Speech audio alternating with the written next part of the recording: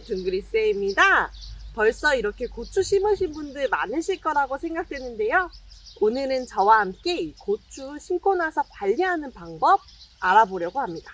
그럼 바로 가보실까요? 레고! 고추는 가뭄에 의한 피해도 쉽게 받고 배수가 불량한 토양에서도 자라기 힘들며 재배 기간도 비교적 길고 비료를 많이 요구하는 까다로운 작물인데요. 그래도 올해 맛있는 고춧가루를 먹으려면 열심히 재배해봐야겠죠? 모종상에서 50일 정도 정상적으로 잘 자란 모종을 심는 경우에는 잔뿌리를 정리할 필요가 전혀 없습니다. 잘 자라고 있는 뿌리를 뜯는 것 자체가 작물에게는 스트레스를 주는 행동이기 때문입니다. 70일에서 80일이 지나 모종판에서 오래 방치된 모종의 경우에는 뿌리가 과하게 자라 갈색으로 변한 모습을 볼 수 있는데, 이때는 묵은 뿌리를 뜯어내어 새 뿌리의 생육과 활착을 유도해 주는 것이 좋습니다. 고추는 자가수정 작물이지만 약 30% 정도 타가수정으로 열매를 맺습니다. 이거는 청양고추입니다. 고추는 자가수정 70%랑 타가수정 30% 정도를 하는데요.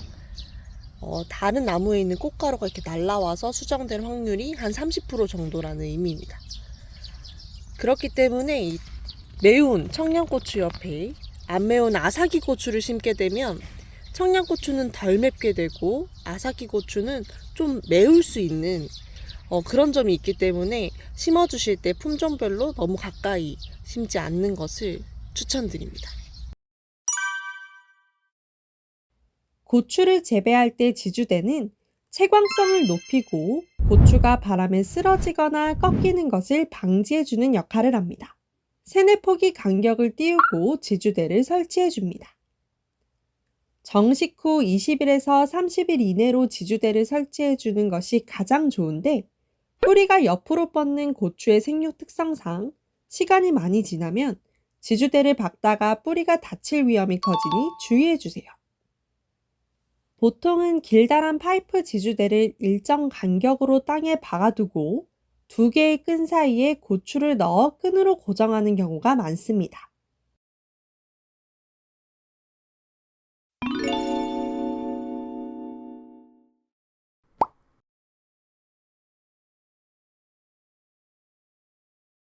둥그리쌤은 이번에 이 방법과 함께 Y자 형태로 지주대를 고정하였는데요.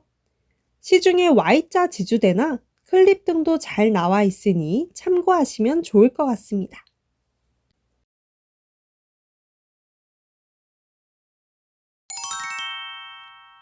고추와 같은 가집과 식물에서 이렇게 Y자로 갈라지는 방아다리를 관찰할 수 있습니다. 이 방아다리에서 꽃이 달리게 되는데, 처음 달리는 꽃을 따는 것에 대해 갑론을박 이야기가 많은 걸로 알고 있는데요.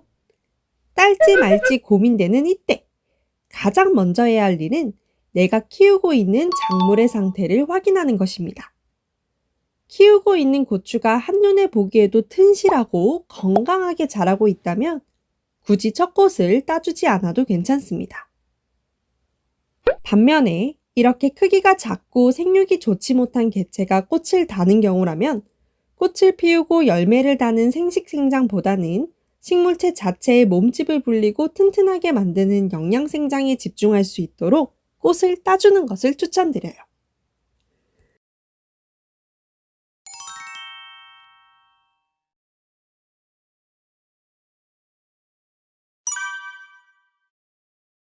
첫 꽃을 따주는 이유와 동일하게 본줄기와 잎의 영양분이 집중될 수 있도록 잎 겨드랑이에 자라는 곁순을 제거하게 되는데요.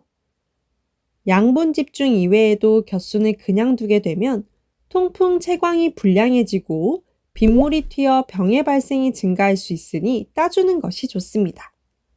단, 잎은 광합성을 통해 뿌리를 튼튼하게 키우므로 모종 파종 후에 바로 곁순을 따내는 것보다는 어느 정도 자란 후에 제거해 주는 것이 좋은데요.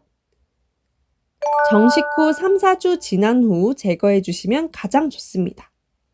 이후 방아다리 위쪽 잎수가 어느 정도 풍성해지면 아래쪽 본잎도 제거해 주시면 좋아요. 이렇게 따는 겨순은 데친 후 나물 반찬으로 만들어 먹으면 좋습니다.